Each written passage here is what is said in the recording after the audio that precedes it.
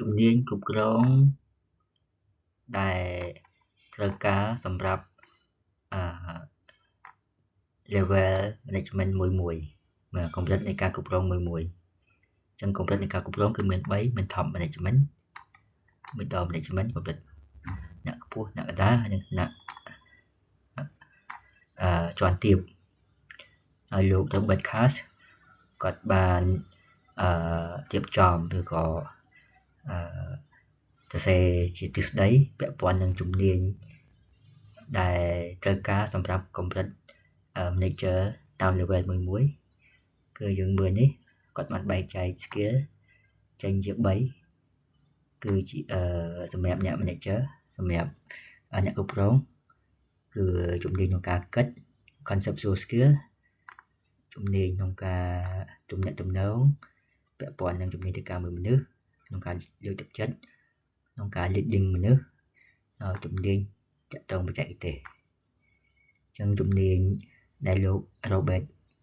គាត់បានកំណត់ឲ្យ manager ត្រូវមានគឺមាន3ហ្នឹងអញ្ចឹង top manager យើងមើលទៅលើជំនាញការវិភាគការគិតការរៀបចំផែនការគឺត្រូវមានធំណាជំនាញនេះគាត់ត្រូវចេះច្រើនហើយជំនាញដែលគាត់ត្រូវចេះច្រើនមួយទៀតគឺជំនាញទាក់ទងនឹងការធ្វើការមួយមនុស្សក្នុងការទំនាក់ទំនងក្នុងការលើកទឹកចិត្តក្នុងការដឹកនាំតែជំនាញបច្ចេកទេសគឺគ្រាន់តែដឹងឬក៏ចេះបន្តិចបន្តួចពាក់ព័ន្ធនឹងបច្ចេកទេសតែ middle manager ជំនាញ3ហ្នឹងគឺត្រូវការស្មើគ្នាបាទជំនាញក្នុងការគិតក្នុងការវិភាគអំពីបញ្ហាដែលកើតឡើងនៅផ្នែករបស់ក្រុមហ៊ុនដែល manager ទទួលខុសត្រូវទៅ marketing department មានបញ្ហាកើតឡើងទៅការដោះស្រាយវាមិនគឺតើទៅនឹងការគិតជំនាញពាក់ព័ន្ធនឹងមនុស្សបាទអញ្ចឹង manager តាមផ្នែកមួយត្រូវចេះធ្វើការជាមួយនឹងបុគ្គលិក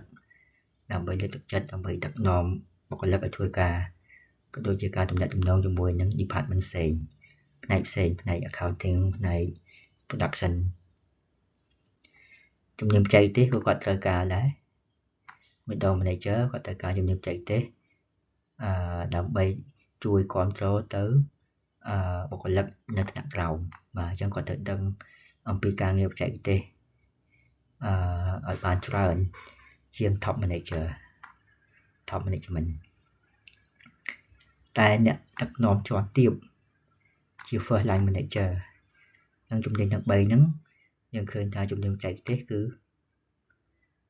គ្របដណ្ដប់ធំបាទអញ្ចឹងអ្វីដែលគាត់ត្រូវមានឲ្យច្បាស់លាស់គឺជំនាញបច្ចេកទេសព្រោះគាត់ធ្វើការប្រចាំថ្ងៃជាមួយបច្ចេកទេសហ្នឹងហើយជំនាញក្នុងការទំនាក់ទំនងក៏គាត់ត្រូវការដែរដើម្បីចូលរួមធ្វើការលើកទឹកចិត្តបុគ្គលិកនៅក្នុងក្រុមរបស់គាត់ឲ្យធ្វើការទៅតាមគោលដៅតែជំនាញក្នុងការវិភាគក្នុងការរៀបចំផែនការក្នុងការដោះស្រាយបញ្ហាអីគឺ